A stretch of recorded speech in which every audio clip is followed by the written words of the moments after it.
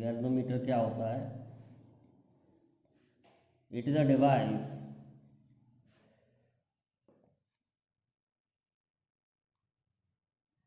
which is used to measure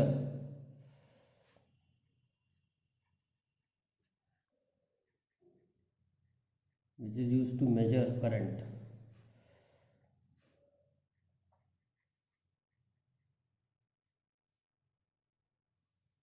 or detect direction of current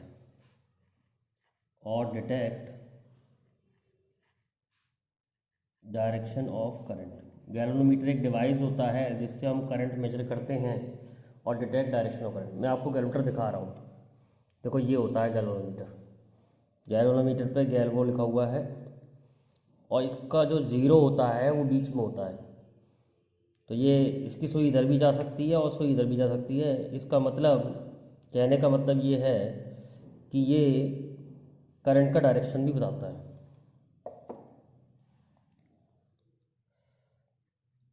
construction,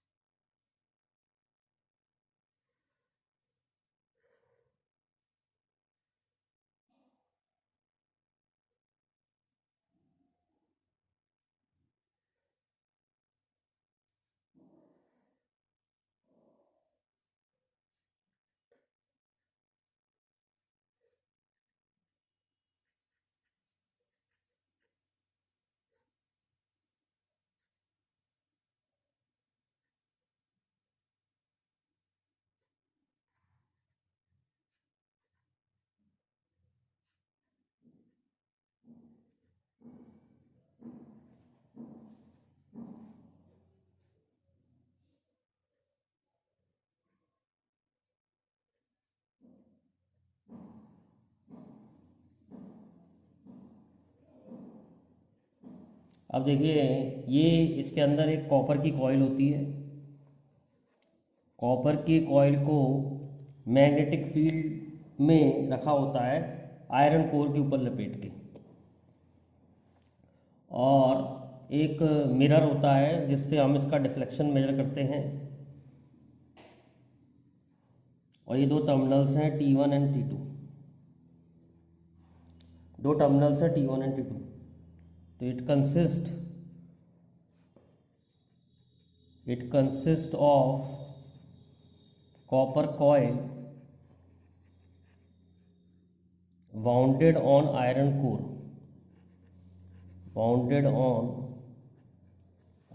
core and kept between poles of a magnet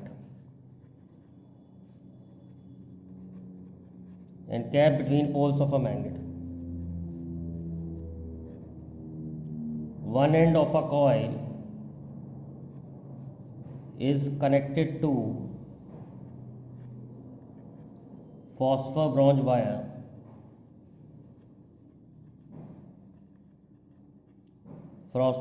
wire and other end connected to spiral spring।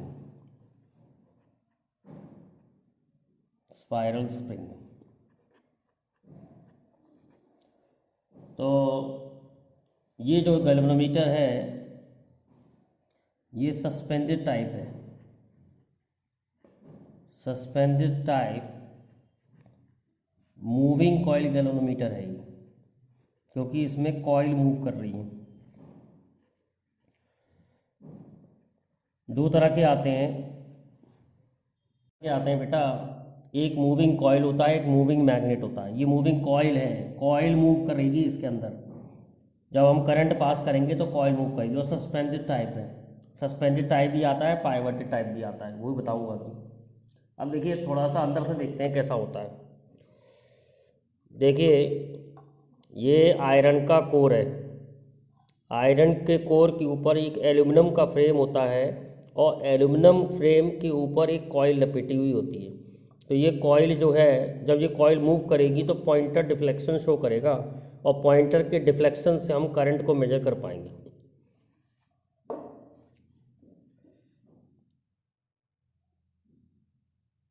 principle. A current carrying coil,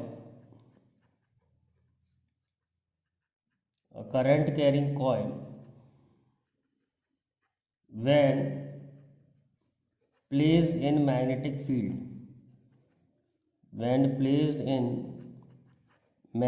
field, experiences torque. एक current carrying coil को जब मैं magnetic field में रखता हूँ तो उस पर टॉर्क लगता है, और इस टॉर्क की वैल्यू हम पहले ही निकाल चुके हैं, NIAB साइन थीटा या बीना साइन थीटा. ठीक है, ये गैल्वेनोमीटर है. अब इसकी वर्किंग देखते हैं.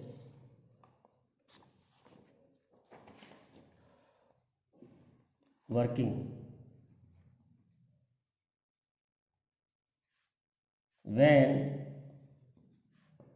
करंट इज पास्ड, जिस करंट को मेजर करना है उस करंट को पास कर दी गैल्वेनोमीटर में से. when current is pass through a coil, जब हम करंट को पास करेंगे through a coil, it experiences torque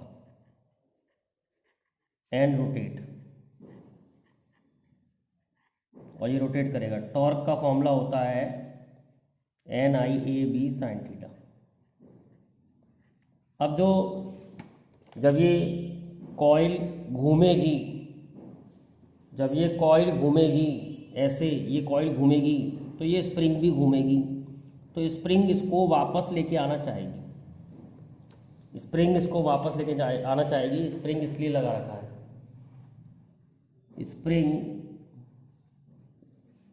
tries to restore the coil and develop restoring torque,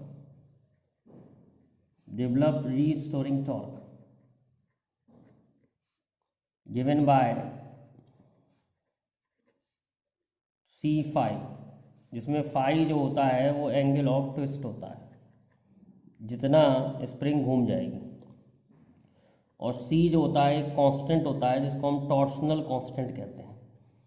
torsional constant, C की वैल्यू जो होती है वो रिजिड मॉडुलस पे डिपेंड करती है, वायर के रेडियस पे डिपेंड करती है, और लेंथ पे डिपेंड करती है.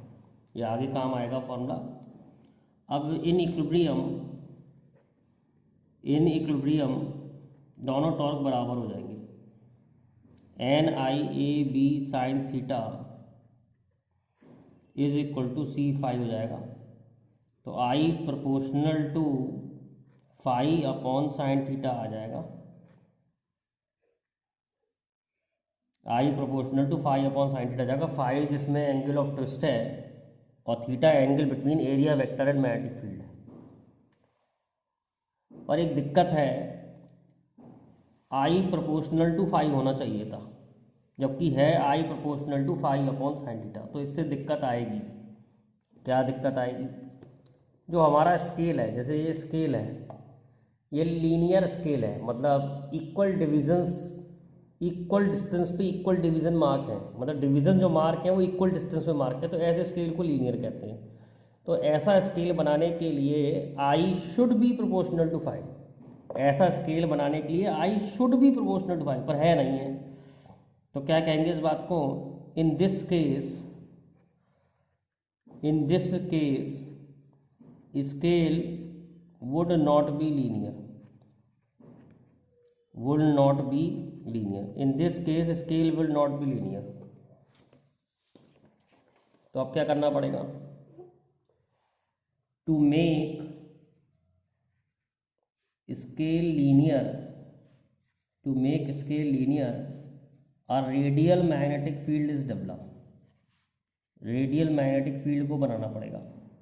Radial magnetic field is developed.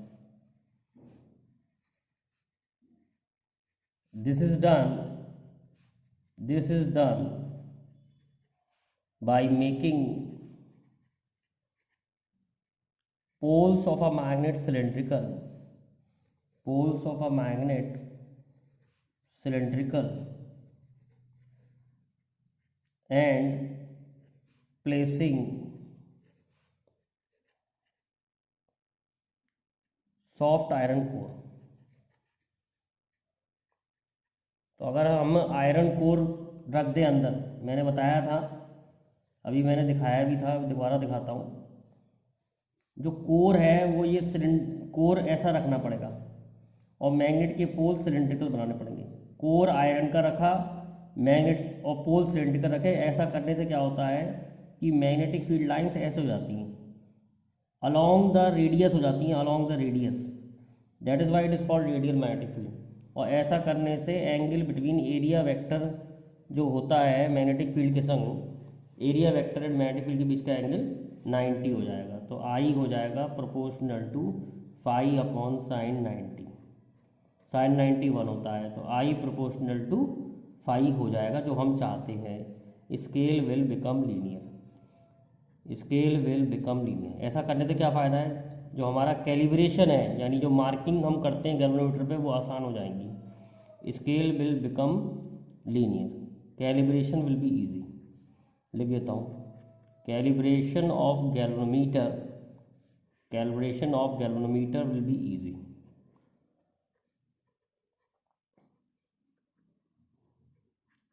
तो आपको ये समझ में आ गया होगा कि पोल सिलेंड्रिकल क्यों लिए, आयरन कोर क्यों लिया। देखो ये आयरन कोर है, ये देखिए, ये this is iron core. Iron core के ऊपर एक एल्यूमिनियम का फ्रेम है, उसके ऊपर कॉइल लिपटी है, तो ये गैल्वेटर है। और ये पोल्स जो है वो सिलेंड्रिकल है, पोल सिलेंड्रिकल बना के लगाए गए हैं। तो आई प्रोपोर्शनल टू फाई आने से स्केल लीनियर हो जाता है जो हम चाहते हैं। तो आपको समझ में आ गया कि पोल सिलेंड्रिकल क्यों बनाए हैं, आयरन कोर क्यों रखा है। ऐसा इसलिए किया है जिससे मैग्नेटिक फील्ड रेडियल हो सके, थीटा की वैल्यू 90 हो सके। जब थीटा की वैल्यू 90 हो जाएगी तो हमारा स्केल लीनियर हो जाता है। अब आपको बताते हैं कि फाई मेजर कैसे करते हैं।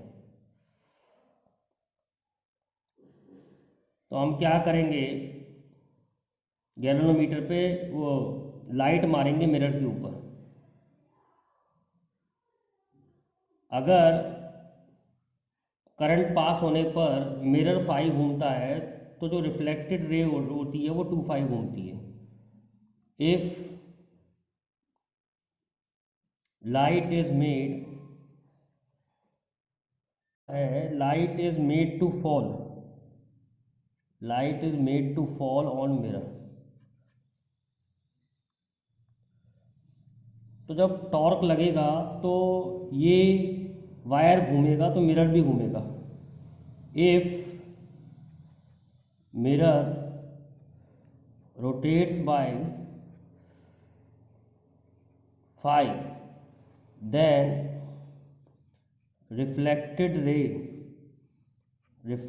ray rotates by 2 phi। अगर मिरर फाई घूमेगा तो रिफ्लेक्टेड रे 2 फाई घूम जाएगी।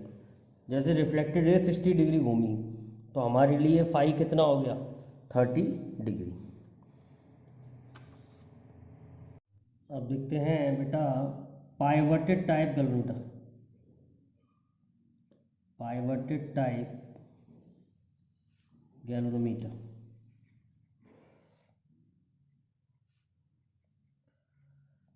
इसको हम कहते हैं वेस्टर्न टाइप गैल्वेनोमीटर भी कहते हैं, वेस्टर्न टाइप गैल्वेनोमीटर। वर्किंग तो बेटा सेम ही है, लॉजिक सारे सेम है, बस ये थोड़ा सा ये फिक्स टाइप का होता है। जैसे ये देखिए, अब इसमें ये कोर है जो मैंने आपको गैल्वेनोमीटर दिखाया था, जो बेटा मैंने आपको गैल्वेनोमीटर दिखाया था वो वेस्टर्न टाइप गैल्वेनोमीटर है, ये वेस्टर्न टाइप गैल्वेनोमीटर है। अब इसमें देखें, यहाँ से देखें तो ये एक पॉइंटर है ज़ीरो पे, देखिए आपको शायद इसमें से कुछ दिखाई दे, इसके अंदर देखिए पॉइंटर है, जैसे ये पॉइंटर है। एक आयरन का कोर है, वो मैंने यहाँ से दिखाया था, ये आयरन का कोर है। आयरन के कोर पर एक एल्यूमिनियम का फ्रेम है और उस फ्रेम के ऊपर कॉइल लिफ्ट हुई है। तो ये फ्रेम के ऊपर एक कॉइल लिफ्ट हुई है और पोल सिलेंड्रिकल है। और ये स्प्रिंग है, इसे हम हेयर स्प्रिंग कहते हैं, इसे हम हेयर स्प्रिंग कहते हैं, स्प्रिंग है। जब ये पॉइंटर घूमेगा तो स्प्रिंग इसे वापस लाएगी और कहीं पर जाके ये रुक जाएगा। तो ये जो गैल्वेनोमीटर है इसको हम वेस्टर्न टाइप गैल्वेनोमीटर भी कहते हैं। डायग्राम बस इसको याद करना है, बाकी वर्किंग सब कुछ सेम है। तो एडवांटेज क्या है? Advantage of western type galvanometer, advantage of western type galvanometer. Western type galvanometer का बस एक ही एडवांटेज है, it is portable, it is portable. ये पोर्टेबल होता है, इसे हम कहीं पर भी ले जा सकते हैं, वर्किंग सब कुछ सेम है, वही सेम। ये हॉट शू मैग्नेट है, इसकी पोल सिलेंड्रिकल है। ये एक आयरन का कोर है, आयरन के कोर के ऊपर कॉइल को लिपेटा हुआ है और कॉइल के संग एक स्प्रिंग लगी हुई है। जब ये कॉइल घूमेगी तो स्प्रिंग इसको वापस लाने की कोशिश करेगा और ये पॉइंटर चलेगा। तो it is different from suspended type galvanometer. Suspended type में कॉइल सस्पेंड होती है वायर से, तो वो इतना पोर्टेबल नहीं होता है। whereas suspended type galvanometer is not portable।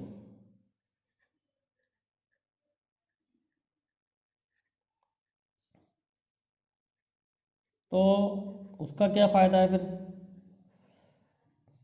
Advantage of suspended type galvanometer, advantage of suspended type galvanometer. Suspended type galvanometer की सेंसिटिविटी बहुत हाई होती है।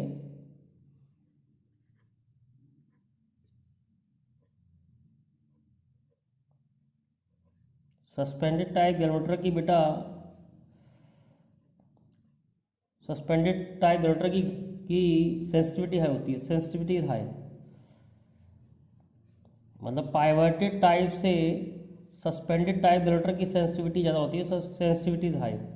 ये मेजर कर सकता है 10⁻⁹ ampere per second, sorry 10⁻⁹ ampere current को मेजर कर सकता है सस्पेंडेड टाइप।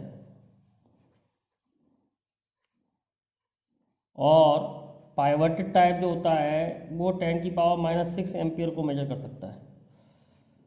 तो पाइवर्टेड टाइप से बेटर है सस्पेंडेड टाइप, पर पोर्टेबल नहीं है। पोर्टेबल होता है पाइवर्टेड टाइप, तो पोर्टेबल को कहीं ले जा भी सकते हैं, कहीं पर भी यूज़ कर सकते हैं। तो पाइवर्टेड टाइप गैल्वेनोमीटर का ये फ़ायदा है कि इट्स पोर्टेबल। लेकिन सस्पेंडेड टाइप गैल्वेनोमीटर का फ़ायदा ये होता है कि वो उसकी सेंसिटिविटी ज़्यादा होती है, पर उसे कहीं ले जा नहीं सकते, वो पोर्टेबल नहीं होता।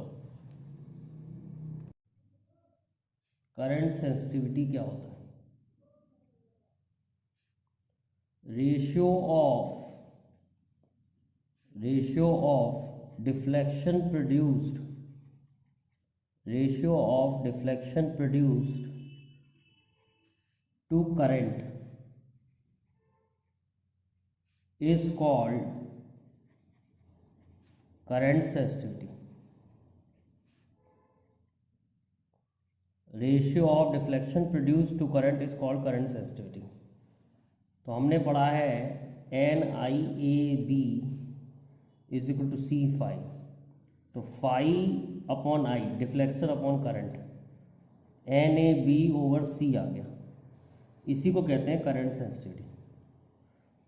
तो करंट सेंसिटिविटी का मतलब है जब हम करंट भेजें तो डिफ्लेक्शन कितना हो रहा है। तो हम चाहेंगे छोटे से करंट पर डिफ्लेक्शन ज़्यादा हो जिससे आसानी से मेजर हो जाए। तो करंट सेंसिटिविटी ज़्यादा होनी चाहिए। To increase current sensitivity, to increase current sensitivity N,A,B should be more, and C should be less। C जो होना चाहिए वो लेस होना चाहिए। अब C क्या था? C था π/4/12। तो C लेस होने के लिए R स्मॉल होना चाहिए, लेंथ लार्ज होनी चाहिए, और ईटा जो होना चाहिए वो लेस होना चाहिए। ईटा का ध्यान रखना बेटा, ईटा बेटा रिजिड मॉडुलस है। कोएफिशिएंट ऑफ विस्कोसिटी नहीं है, रिजिड मॉडुलस है। तो वायर का रिजिड मॉडुलस कम होना चाहिए, ईटा स्मॉल होना चाहिए। Eta is less for phosphor bronze wire. जो हमने फॉस्फर ब्रॉन्ज वायर यूज़ करी है उसका ईटा कम होता है, इसीलिए उसे दिया गया है। That is why it is taken. तो आपको समझ में आ गया कि किस तरीके से हम गैल्वेनोमीटर का यूज़ करते हैं और गैल्वेनोमीटर में करंट सेंसिटिविटी क्या होती है। अब देखते हैं बेटा voltage sensitivity. Voltage sensitivity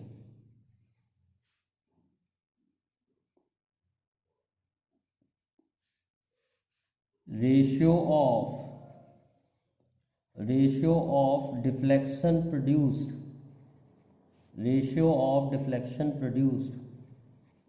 to voltage is called voltage sensitivity.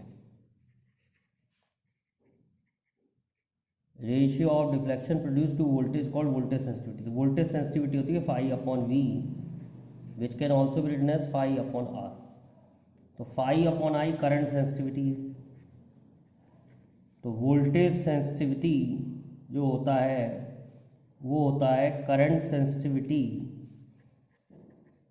Sensitivity upon are. कभी कभी न्यूमेरिकलों में करंट सेंसिटिविटी वोल्टेज सेंसिटिविटी दे रखी होती है, तो उससे हम क्या कर सकते हैं, रेजिस्टेंस भी निकाल सकते हैं। और ऐसा कोई ज़रूरी नहीं है कि करंट सेंसिटिविटी बढ़ाने पर वोल्टेज सेंसिटिविटी भी बढ़े, क्योंकि रेजिस्टेंस भी तो आ रहा है। करंट सेंसिटिविटी बढ़ाई और रेजिस्टेंस ज़्यादा बढ़ गया तो वोल्टेज सेंसिटिविटी कम हो जाएगी। तो ज़रूरी नहीं होता है कि करंट सेंसिटिविटी बढ़ने से वोल्टेज सेंसिटिविटी भी बढ़े।